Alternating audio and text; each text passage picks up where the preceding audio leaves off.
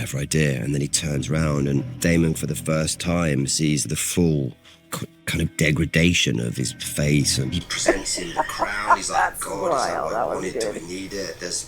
Hello everyone, this is Venus Brown. I'm back with another Inside the Episode for House of the Dragon Season 2, Episode 7. Now, I think the gist of this episode was kind of the shifted perspectives of those bastard children. You got Corlys bastards who, in this situation, in this episode, they become kind of up-jumped bastards. So they go from being low-born to up-jumping to something better, or something higher on the food chain, so to speak. You got Rhaenyra's kids who were technically bastards, but were not recognized as so. And so they were raised up in a high up position as lords, and they are staying that way. But then you have this situation towards the end of the episode where Jace brings this very valid point that I've always been picked on about possibly being a bastard. My hair color is this telltale sign. And the one thing that I had to say that I should be recognized in my position is that I can ride a dragon. Now you're going to give that position to any Targaryen bastard that can manage to do it. And then that limits that legitimacy. And then you have all these other low-born Targaryen bastards, primarily because of all the sleeping around that a lot of the Targaryens were doing, but then also because of some of the female Targaryens that were put in bad situations, whether it be because of stuff that they did or stuff their family did or a combination of the both. And another thing I think this episode was really about was a kind of fanaticism, a religious fanaticism, and I want to talk about that a little bit later towards the end, because I am a formerly religious person and I am not anymore, but I've also taken a lot of social science classes, and this is something that I think is very important when it comes to society and how society is, and whether you're religious or not, you're going to be influenced by the religious cultures around you. So I'll talk about that a little later. Remember, if you stay till the end, I will go ahead and talk about some of my favorites, the best, the worst of the episode, and I'll give a brief judgment on the episode. So stay tuned.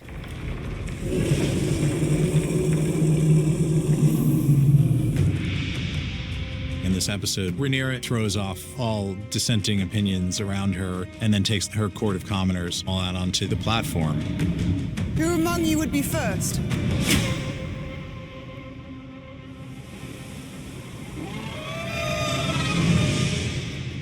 I always talked about that coastline scene as a Western showdown, a scene out of Sir Western showdown. It was sort of. It started out that way. Dragon being the Colts on their hip, and the way they carefully approach each other and size each other up. They worked it out. What do you want?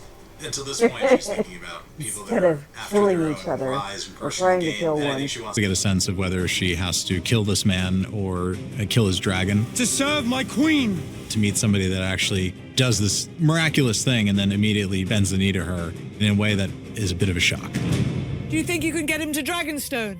The moment Adam claimed sea smoke, suddenly Rhaenyra understands that she was right, that people with some Targaryen blood somewhere in their lineage can claim dragons. These people are courageous. Mongols. Yes, big moment, you know, obviously last time. Remember though, that you're Jace talking about probably very would've said different the thing within culture. season one when Our little Jace culture said, used the "Come on, word bastard. mongrel House a Targaryen lot is the blood of the early dragon. on. If any may lay claim We to it, find not that to very weaken." offensive Jace now, very but simply looks at it as like, you're gonna just definitely take not any back in gutter the day. rat from King's Landing and try to put them on dragons makes me a common aristocrat with black hair and a checkered past.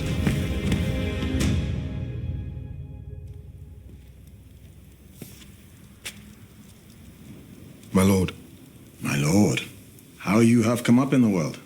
Being initially shocked, Corlys is then very proud. It's because that's my son. Off his own back, he's made something of himself. And I think that's very important for Corlys because that's how he sees himself. Right. Well, that was true of himself. Yes, 2 words, but they mean Sure, he was just more than Valerian, well but done, he dude. They mean did I a lot see of you. shit to put him in the position that he was in. Daemon goes out into the Godswood expecting a certain outcome, and then the fun of that scene is seeing all the cards as they're turned over. Why should we now follow a boy when you will align with one who will desecrate the innocent to reach his aims? Not only are you going to have to Show your belly to them in order to get your way. That kid had some freaking kahunas. Enthusiastic in pursuing my aims. Seize him. Your Grace, command them. I've only served you. But now if you're going to go one step further and actually take the head of this guy that pledged his life and service to you. No. Daemon isn't the most That part I didn't but like, I think he does have that kind of yeah, the mafia guy honor did to a him. bunch of shit He's that he made this wanted sort to of do, life and went death pact beyond with what he Blackwood needed and to said, do. you do my way and But I'll see that the sky's the limit for Daemon you. definitely He's so used made to it being in clear that control, he and wanted it all him just to slips through his go fingers. And you see how to he the just comes depths apart and at the just end of it. do vile shit.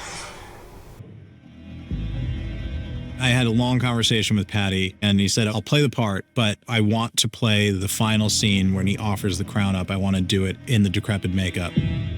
It was Paddy's idea, but it's just a clever idea. And then he turns around, and Daemon, for the first time, sees the full kind of degradation of his face, and he presents him the crown. He's like, God, is that what I wanted? Do I need it? There's a lot going on in that scene. Do you want it still? One of the things I love about House of the Dragon is that it's a generational narrative. We have a lot of young characters that are all coming of age, one of whom is Rhaenyra. Lady Jane's been promised a dragon. She receives two, but it's like asterisks, they're babies, they can't protect her. So when she embarks on her journey, She's desperate to find like more than just a dragon, it's purpose. She doesn't stop, and she's not going to stop.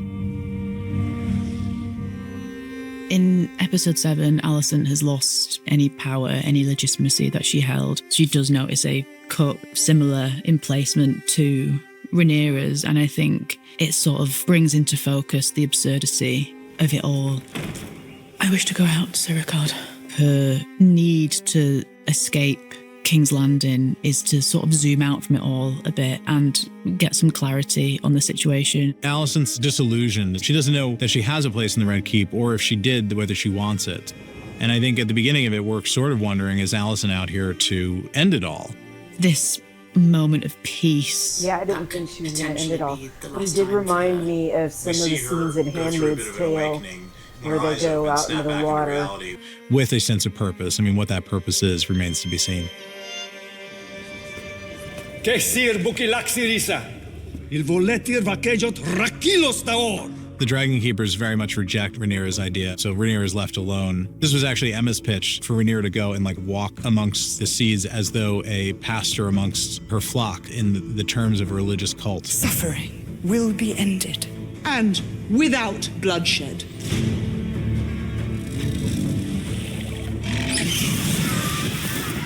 When you realize that Rhaenyra is just basically throwing stuff against the wall and seeing whether it sticks and seeing if somebody can emerge from this, it goes very bad very quickly. In many ways, I think there's a way of looking at that scene as ritual sacrifice.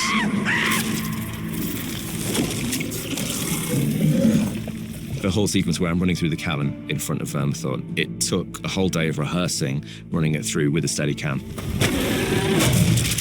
They call Vermithor the Bronze Fury, and I think that's really fitting for Hugh. He's quite angry inside. Come on!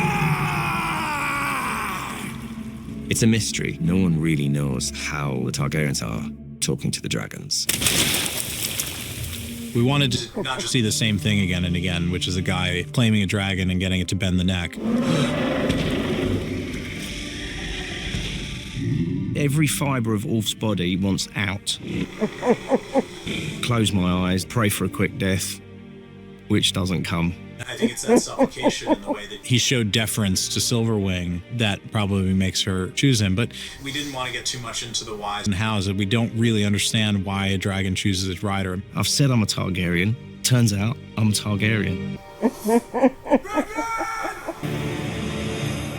I don't think the news of Sea Smoke really reached Aemon, and you can tell that by the way Larys and Ironrod exchanged glances when they hear the dragon flying over the city, because I think they both assume that it's Sea Smoke. Rhaenyra's raised new riders in the dragon seeds. Aemond retaliates without even thinking, and he goes to meet them. Open the gates! He was supposed to be the special one. The fact that somebody else is out there that did this just breaks his brain. So his immediate response is, of course, he rides and gets on his dragon with the intent of going out and killing Silverwing. And he gets more than he bargained for. And for the first time since season 1, we see fear in his eye. And literally the Dragon Queen coming out of the Dragon Maw. Not only Silverwing, but Vermithor and also Syrax. And whatever questions she was faced with, she was right in the end and was able to assemble this army of dragons.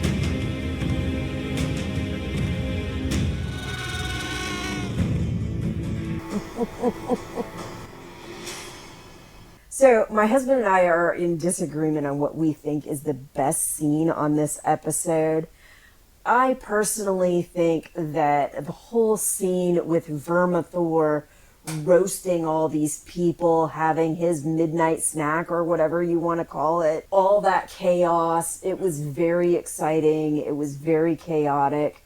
And I loved it. I thought it was great. That was my favorite scene. My husband said his favorite scene was the one where Aemond came out and then turned around. For me, I thought that was the worst scene because, granted, when he turns around, after he turns around, they show Rhaenyra with all the dragons. But before that, the way it looked to me, it looked like it was just Dragonstone and I didn't see a bunch of dragons. And I'm like, why is he turning around? So it didn't look obvious to me. It didn't look right. I'm like, you go all the way out there and then you just turn around because it's Dragonstone. I didn't like that scene. But as I said, I kind of misconstrued it because I didn't see all those dragons on the screen.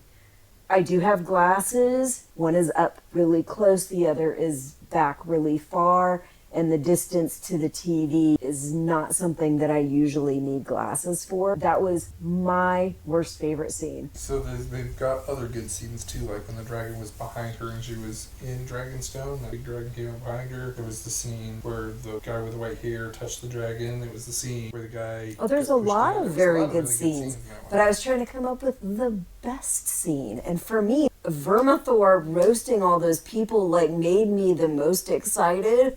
I mean, there were other things I was very excited about too, but that was one that that really stuck. It lasted. At the end of the episode, I was still really thinking about that. So I thought that was pretty good. The winner of the episode, I say, was Oscar Tully. That kid really showed, even though he is a young kid, his people may doubt him because of his age. And even though he has to deal with Daemon, who has been really awful for their people, for their area, and is somebody that he has to deal with and he really dislikes, and he freaking stood up to him. He acknowledged, I am very young, I am green, but these are the facts. This is the reality. This is the way it is based on where we live and in our culture. And this is what my grandfather said I need to do, and that's what I'm going to do. I thought he really did well on that, so Oscar Tully is the winner of the episode. The losers of the episode, while Vermithor roasting all those people was the best scene in my opinion, the people that were roasted were definitely the losers of that episode. That was horrendous. There is no way on this earth that I would agree to be a part of that. Of course, that's on this earth. On their planet, they're feeling very frustrated and very starved. They're feeling all kinds of shit, and they don't know what they're getting themselves into. Unfortunately, what they got themselves into was a freaking dragon barbecue. It didn't work out very well for them. For master acting, I'm gonna give to Aegon. Dealing with the whole trying to go through Larys' version of rehabilitation, which is extremely painful, extremely fast. I know that you can rehabilitate somebody very fast by really pushing them hard. But you can also hurt them in the process. Yeah, you can also hurt them, cause permanent damage that will never go away. And you can make it worse. You can actually make it take much longer. Plus, like I said while I was watching the episode, one of the things that's very important to get your body healing is rest. Getting a good amount of sleep.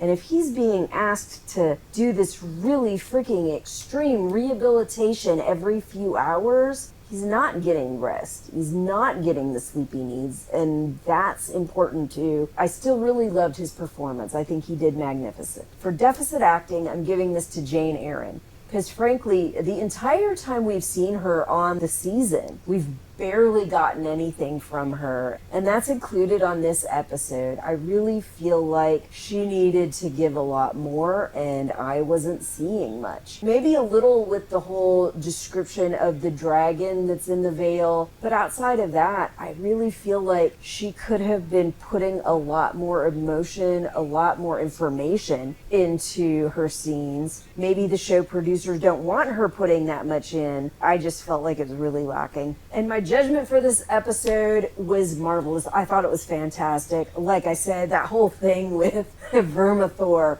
roasting all these people, that was exciting. There was a lot of stuff going on. There was a lot of pieces moving on the board, and I thought that was really important. And Alice, when she was talking to Daemon, she even made the comment that you're not a player, you're just a piece on the board. I really thought there were several instances in this episode that really kind of stuck that point that this is the Game of Thrones, and this is how you play the Game of Thrones. A lot of the rest of the season, I don't feel like we've been getting as much of that, but I did this episode. And the last thing I wanted to talk about was the religious aspects. So in their situation, they've been brought up and raised in these very religious cultures their whole lives. And like us, it's a variety of religions with a variety of ideas. Unlike us, it's much more magical. And of course, their religions are very different than ours, but still,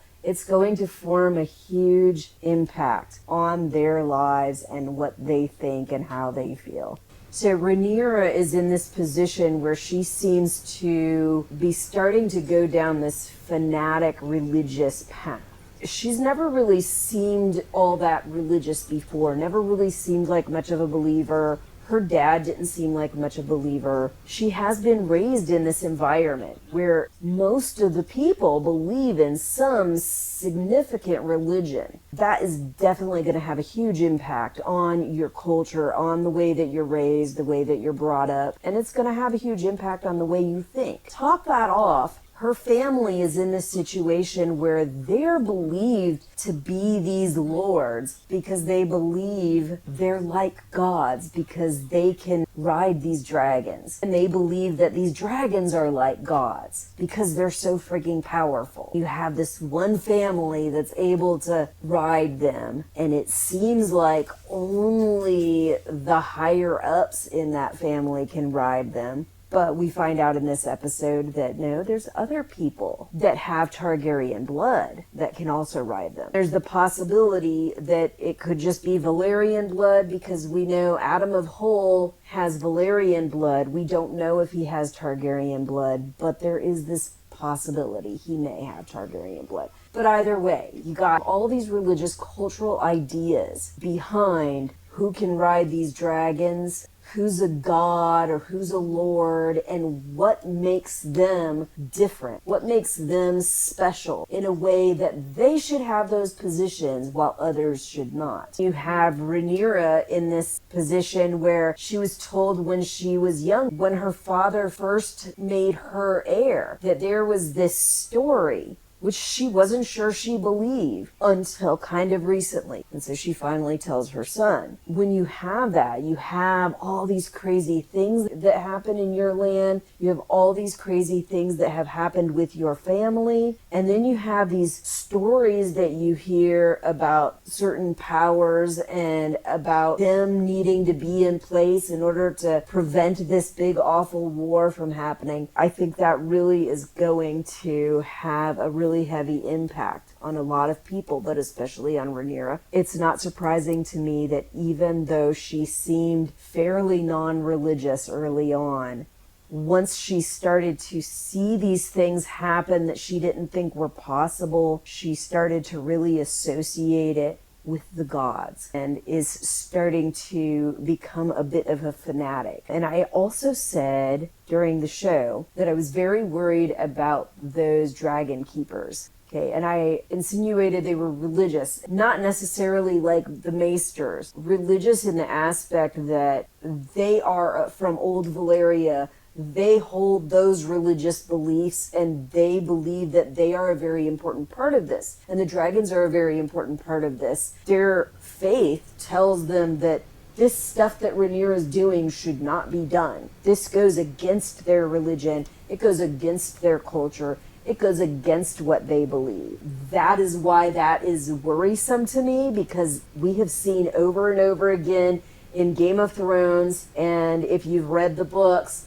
that these religious groups, especially the more fanatic ones, can really cause some massive turmoil. And I do believe that is coming. That definitely came in the books, and I definitely think it's going to happen here. It's definitely worrisome. But that's all I've got for you this week. I will see you next week. Bye. Until next time, I'll see you when I see you. If you like this video, please click the like button. If you want more content, click subscribe.